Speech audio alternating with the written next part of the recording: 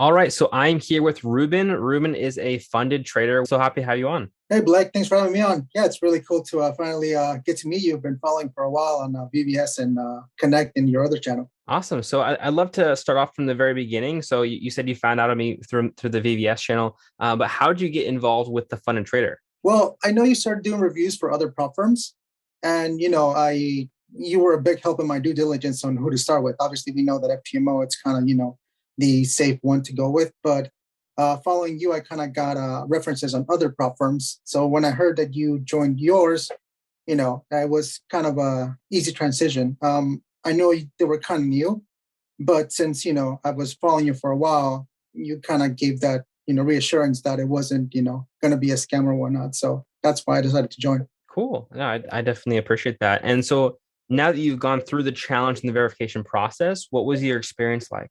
It was pretty simple. Not much different than for example, FTMO. The reviews didn't really take that long. I know you guys are starting out, so it was manual, but it's nothing. It's not like it took weeks. Maybe 24 hours tops. And everything else was just business as usual. Same with the other prop firms.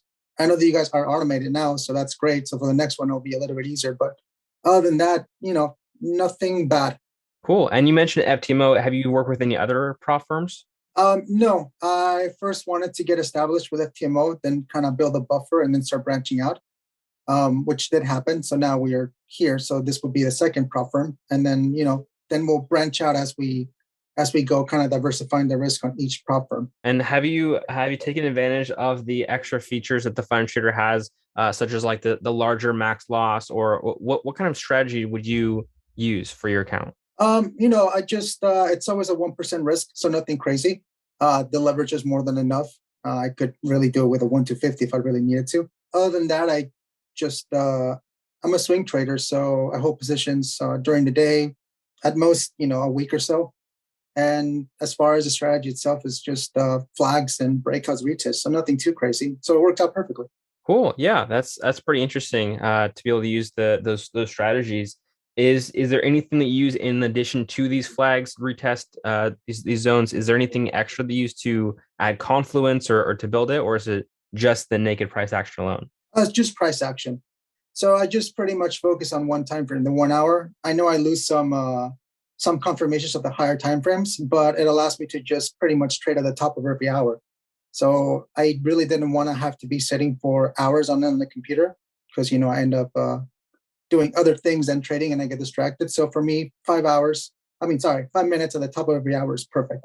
That's a really good strategy. I've recommended that to people before. It's definitely a really good one. I've even set alarms on my phone before for top of Yeah. every hour, just to make sure that I'll be able to catch that. What other aspects of your trading has helped you be able to pass both the challenge and verification with the funded trader? Psychology is a big one. As we're kind of conditioned since a young age that we're not supposed to lose money. We're just supposed to make it. So, it is mentally taxing for us when we're seeing red numbers, which, we're never going to have a complete, 100% win rate. For me personally, I have a 40% win rate.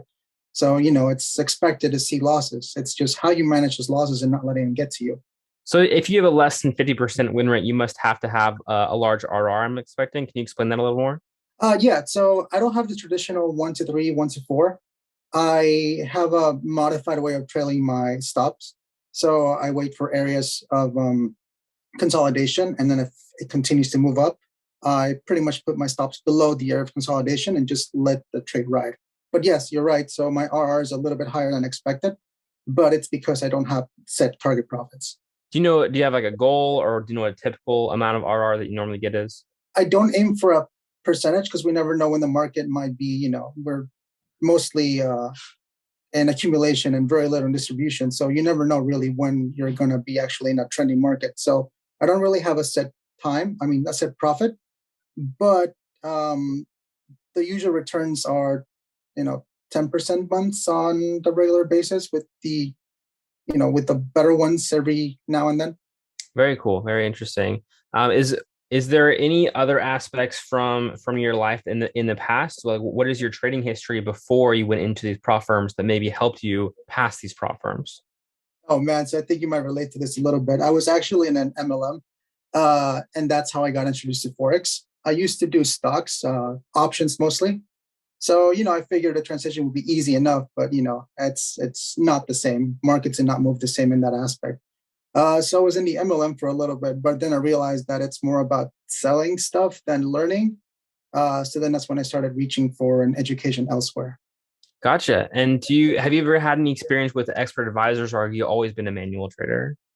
So I do have an expert advisor, but that's just for risk management, just to calculate lot sizes and whatnot in a more streamlined fashion instead of having to calculate elsewhere and then put it in on the terminal.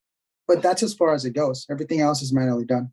Gotcha. Yeah, I call that cyborg trading when you have an EA that will help you manually trade. And it's really, really key. I'm a big fan of cyborg trading. I definitely do that myself, or I'll even create programs where they won't trade 100% by themselves, but they'll help you manually trade. And that's so key to being able to compete with the very top algorithms in the business from all these large hedge funds and whatnot. Yeah, definitely. And it's not that you guys allow that kind of EAs. I know some proppers are not really allowing you any EAs at all. So at least on the trade management side, it is nice to have that aid because it makes it easier just to calculate lot sizes and whatnot. And you said you were aiming for around 10% or so and this month with your fund trader as well? So yeah, so right now I'm only risking 0.5% in order to build the buffer, and that's a 10% that I'm never going to take out. So after I have that 10% buffer, I do plan to go to my usual 1% after that, and then start paying myself. But right now the goal is to just build that buffer because again, like I mentioned, you never know when you're going to have a losing month, and it does happen to the best of us. So the point is capital preservation and then profits. Gotcha. And you trade mostly with forex pairs or indices or gold? Yeah, actually, we only do forex for now. We're trying to break into the indices, but I do want to branch out and indices more along the smart money concepts. That's been something that actually from your academy that I've been interested in. So after we fully feel comfortable in the forex pairs, we're going to move on to indices, hopefully. It's a good strategy to be able to diversify in that way. I've really specialized in there's pros and cons to both. I like specializing and also like diversification. What's your whole take on that aspect? I'm definitely more of an indice person and do a little bit of gold trading, very little forex from myself personally. But I also have other people within VVS who really focus on the forex only side of things, and it's pretty interesting to see how everyone can be successful. Yeah, I mean, I think there's a strategy for everybody. Definitely, I'm interested in how indices move because they move a lot more. Well, I mean, you have pairs like EJ who can kind of match it, but on a regular basis, your indices move a lot, especially the all famous account killer, the US 30. But no, I feel at home at forex pairs. I only trade four pairs, which is AU, AJ, EU, and EJ. And other than that, that's pretty much all I need. That's pretty much it.